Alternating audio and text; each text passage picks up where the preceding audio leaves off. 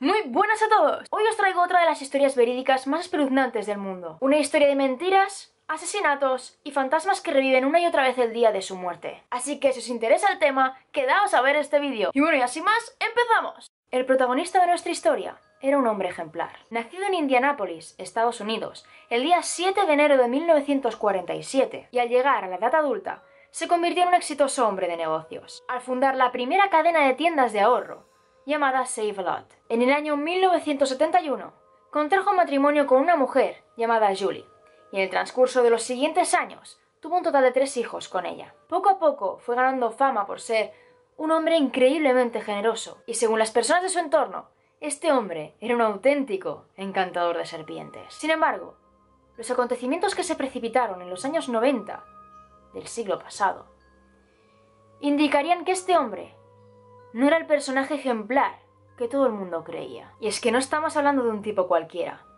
Estamos hablando de Herr Baumeister, un auténtico sociópata que fue capaz de llevar una doble vida sin que nadie de su entorno sospechara jamás que eso estaba ocurriendo. Baumeister siempre se mostró como un hombre atento y cariñoso con su esposa e hijos. Para su esposa no tenía más que buenas palabras, y para ella, el hecho de que desde 1971 tan solo hubieran mantenido un total de 6 relaciones sexuales no importaba apenas, pues él era el gran amor de su vida. Quizás, si hubiera conocido desde el principio el pasado de su marido, se habría planteado muchísimas cosas. Me pregunto qué hubiera pasado si Julie hubiera sabido desde el principio que su marido, cuando era pequeño, jugaba con animales muertos, o que en su adolescencia tenía la afición de orinar sobre el escritorio de sus profesores. Era entonces cuando su otra vida tomaba el control absoluto de sus deseos. ¿Quién sería esta vez?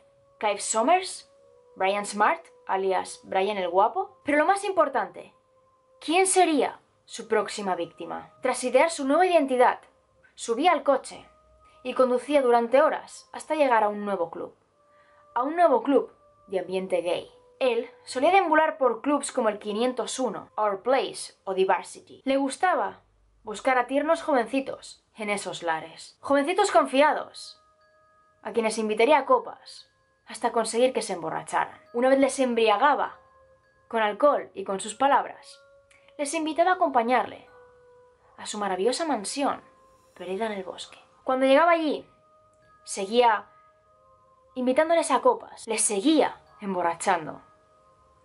Y después de eso les invitaba a visitar su magnífica piscina cubierta. Una vez allí, pasaba a la siguiente fase, la cual era invitarles a experimentar experiencias sexuales con un acuerdo de por medio. A él le gustaba estrangular a su pareja, así que eso era lo que hacía. Una vez encontraba satisfacción en la otra persona, le invitaba a jugar al ahogamiento, y así era como asesinaba a sus víctimas. Una vez tenía a su amante muerto en la piscina, recogía el cuerpo y lo escondía en algún lugar, y cuando volvía a quedarse solo en casa, descuartizaba el cuerpo y lo enterraba por partes en el bosque que había tras su casa, bautizada con el nombre Fox Hollow Farm, un maravilloso emplazamiento situado en mitad de un bosque de 18 acres que parecía no tener fin.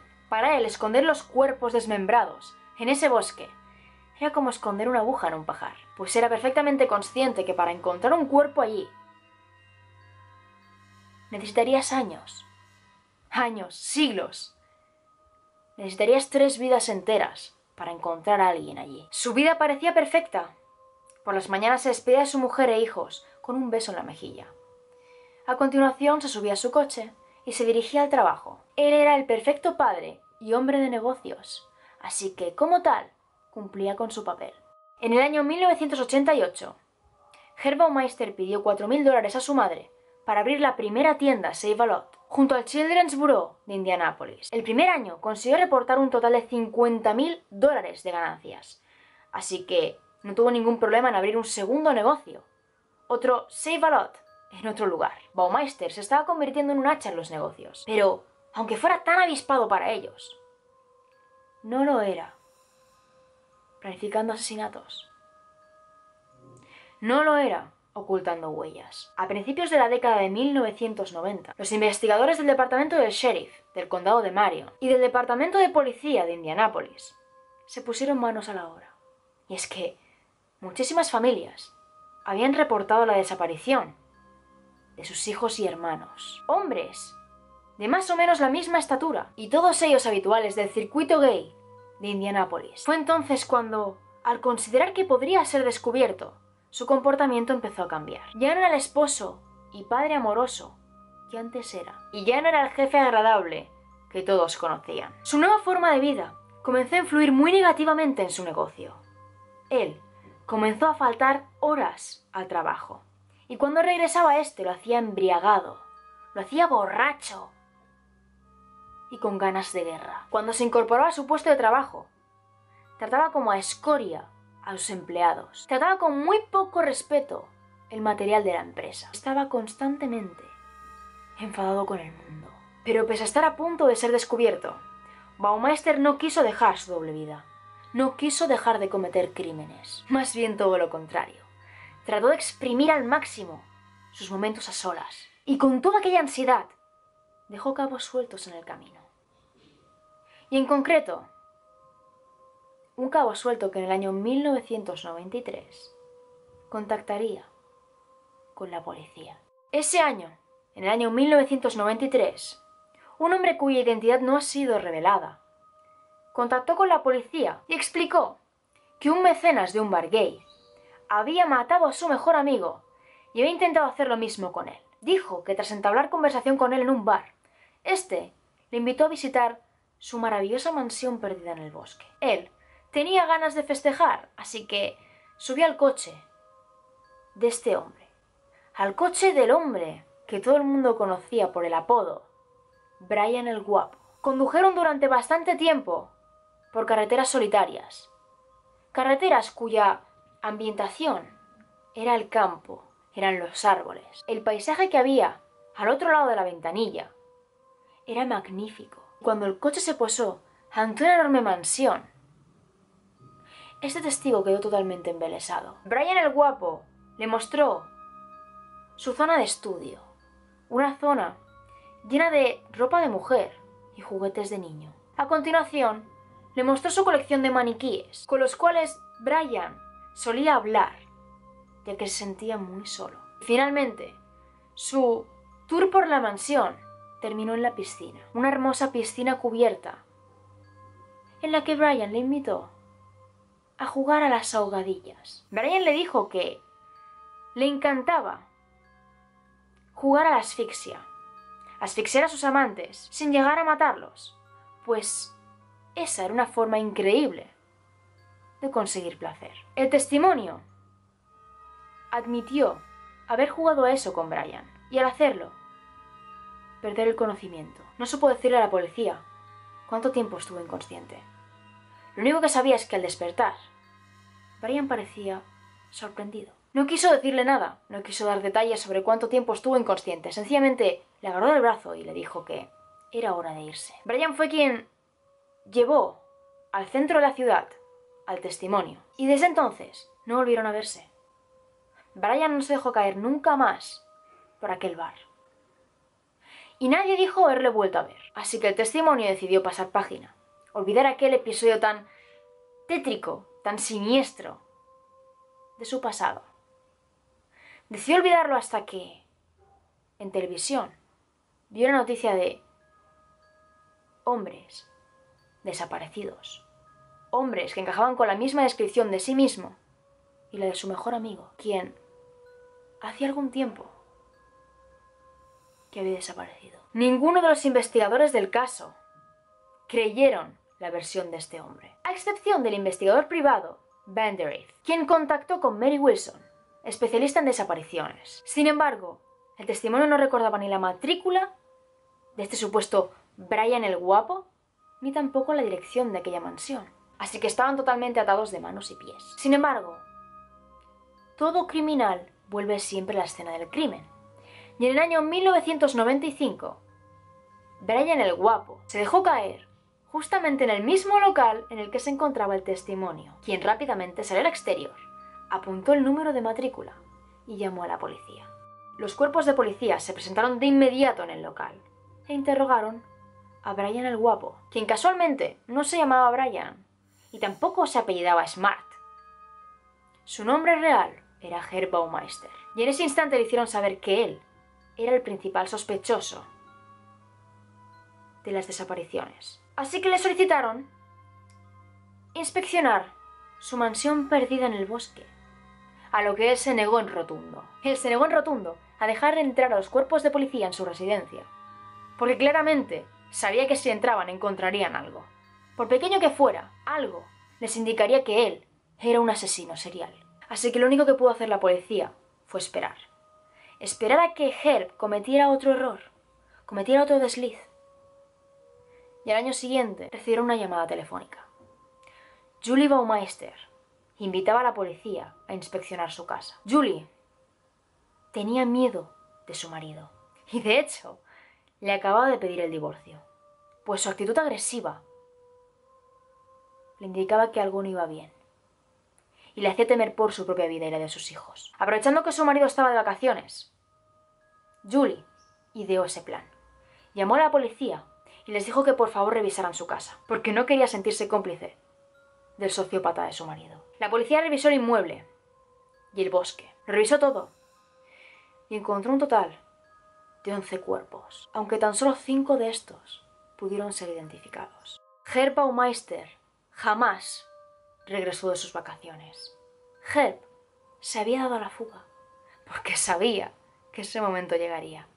Sabía que lo único que podía hacer era huir, aunque la huida nunca ha sido una salida para nadie. La policía colocó carteles por todas partes, difundió su imagen por todos los estados y los soplos no tardaron en llegar. La gente decía haberle visto en la carretera I-70, huyendo hacia Canadá, y de hecho se refugió en un motel de Ontario. Los testimonios decían que Herb Baumeister se detenía siempre en bares de ambiente gay. Herb no dejaba de asesinar. Herb no dejaba de realizar sus actos viles, de estrangular y abandonar cuerpos allá donde fuera. Y justo cuando estaban a punto de atraparle, Herb se refugió en un motel de carretera en Ontario.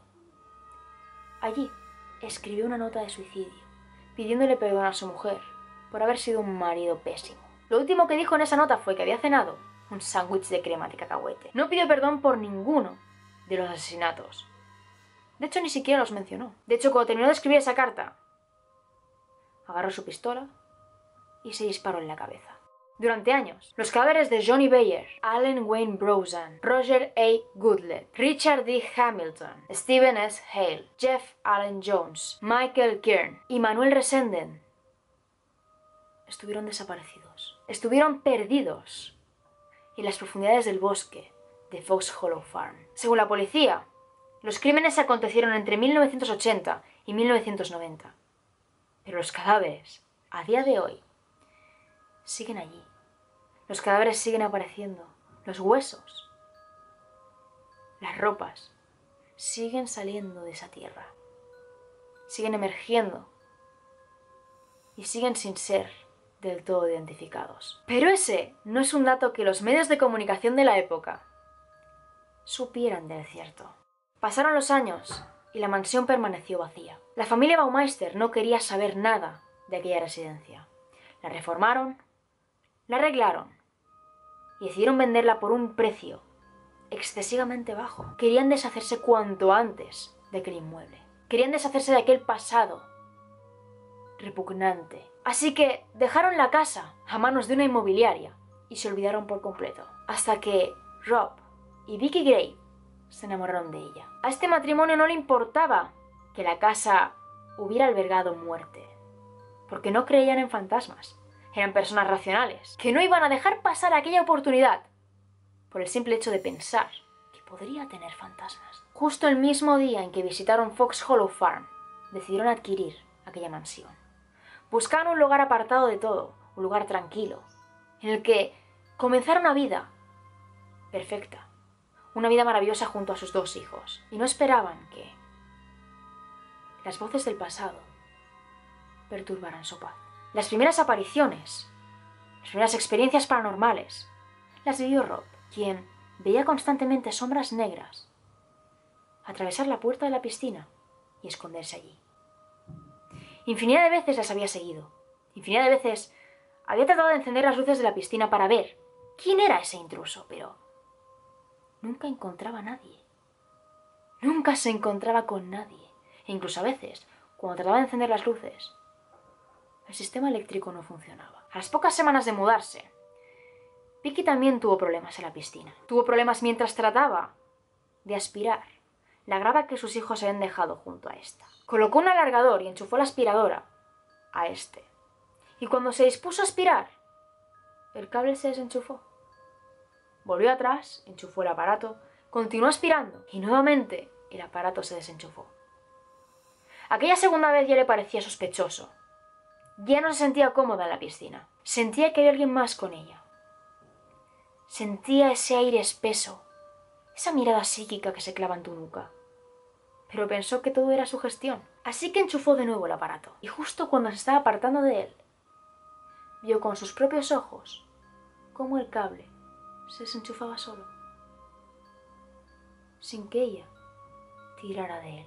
Desde entonces, Vicky dejó de acercarse a la piscina. Ella nunca había experimentado algo así que decidió mantenerse lo más lejos posible del supuesto núcleo de apariciones y manifestaciones paranormales. Semanas más tarde, Vicky, con la compañía de su marido, vio a un hombre con una camisa roja adentrarse en la arboleda.